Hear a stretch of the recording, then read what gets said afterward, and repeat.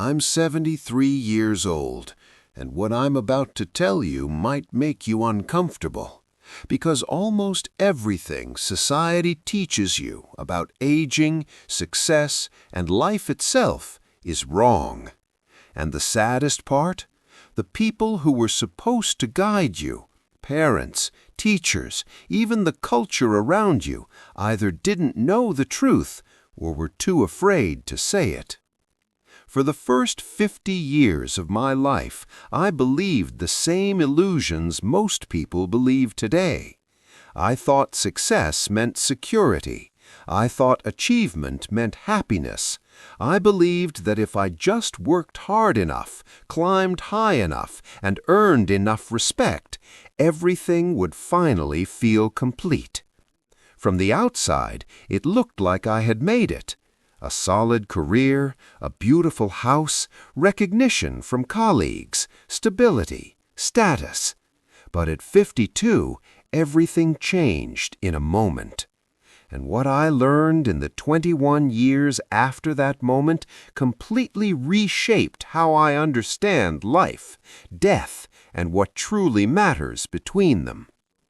Before I tell you what happened, understand this. I'm not here to impress you.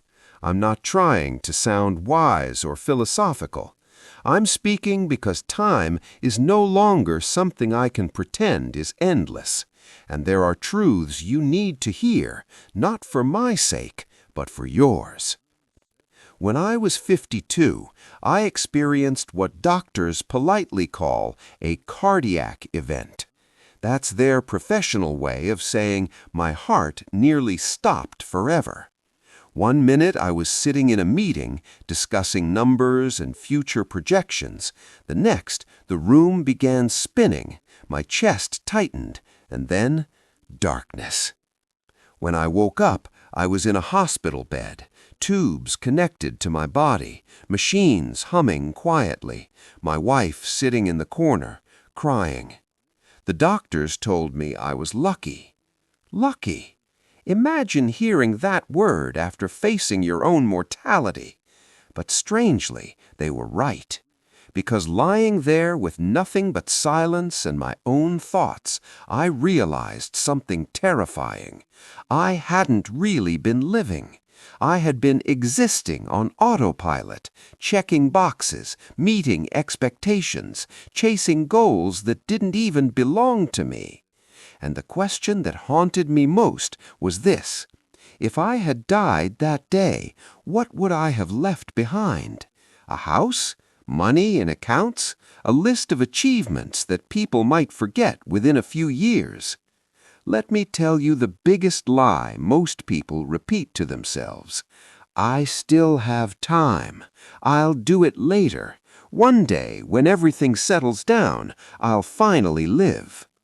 I hear young people say it all the time.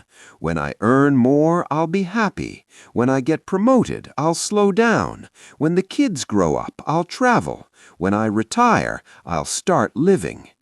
Let me save you decades of regret. That perfect moment never arrives, because every time you reach one goal, another replaces it. The promotion leads to a bigger target. More money creates new expectations. You keep chasing something slightly beyond your reach, and suddenly you're old, looking back, wondering where your life disappeared.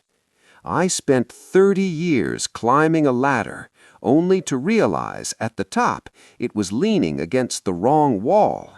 And the cruel truth is, time doesn't let you climb down and start again from the beginning. There's another truth nobody tells you when you're young. Success is a dangerous destination. I say this as someone who achieved everything he once dreamed about. I became partner in my firm, I owned the house, I earned respect, and yet none of it filled the emptiness I expected it to solve. You achieve something big, and for maybe 2 days you feel unstoppable. Then the feeling fades.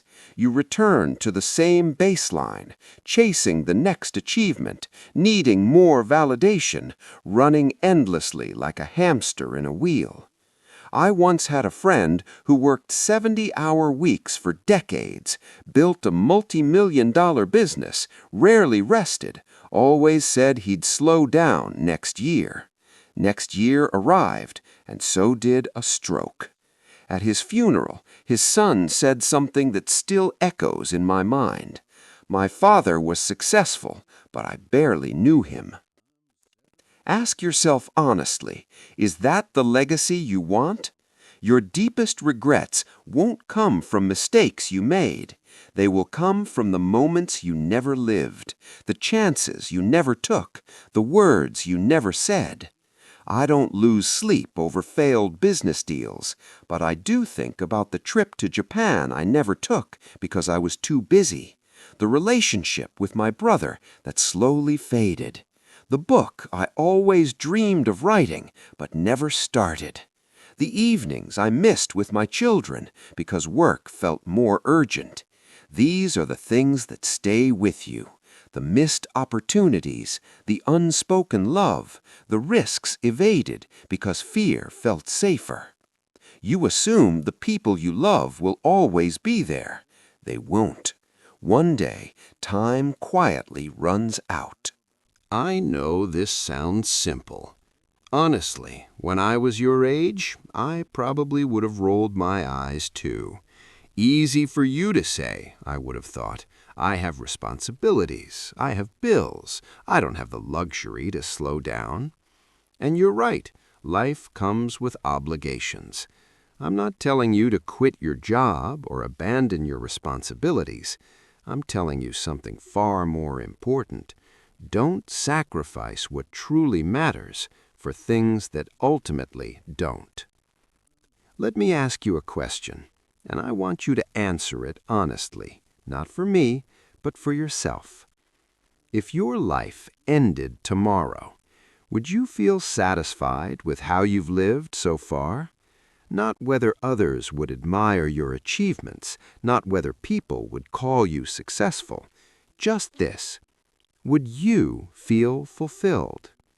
If the answer is no, then what are you waiting for?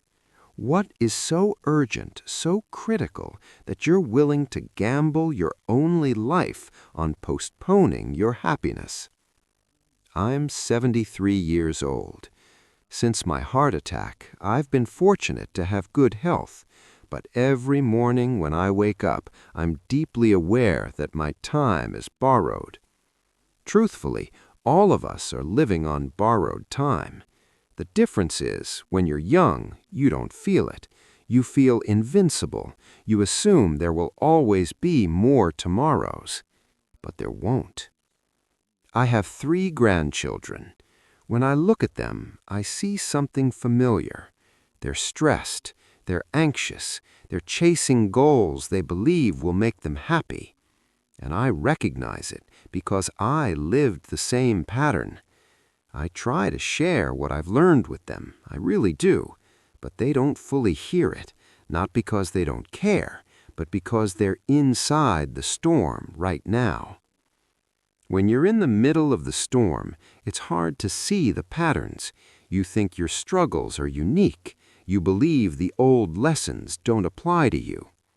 That's why I'm making this video. Because maybe, just maybe, someone watching will pause long enough to listen. Maybe someone will choose differently. Maybe someone will avoid the regrets that still follow people like me. Here's a truth nobody likes to think about. Every day, you are moving closer to the end of your life, and so are the people you love. Your parents, if they're still here, are aging every day. One day, sooner than you expect, they won't be. Your friendships, your relationships, your family moments, none of them are permanent. So what will you do? Keep postponing that phone call? Keep delaying the trip you dream about? Keep telling yourself you'll finally make time later?